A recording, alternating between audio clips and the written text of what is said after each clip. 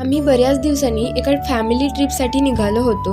आजीला घेऊन एखाद्या धार्मिक स्थळी जावं म्हणून आम्ही लोणी काळभोर येथील रामदरा हे ठिकाण निवडलं. आम्हाला पोहोचायला खूपच लेट झाला होता. लोक परत येत होते तेव्हा आम्ही आतमध्ये चाललो होतो.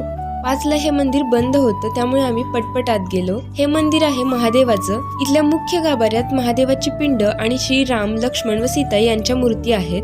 मंदिराच्या परिसरात खूपच प्रसन्न वाटत होतं. इथल्या भिंतींवरती रामायण व महाभारतातील प्रसंग आणि देवदेवतांच्या मूर्ती कोरल्या आहेत. हे होतं ते दृश्य ज्यासाठी आम्ही इथं आलो होतो. हे मंदिर तलावाच्या पाण्यामध्ये आहे आणि पूर्ण परिसर इतकं सुंदर आहे की त्याचं सौंदर्य शब्दात व्यक्त नाही होऊ शकणार. असं सांगितलं जातं की वनवासात असताना प्रभू राम व सीता माता काही काळासाठी इथे वास्तव्यास होते. लेट झाल्यामुळे आम्हाला मंदिरात जास्त थांबता नाही आलं. आम्ही बाहेर येऊन उसाचा रस पित होतो.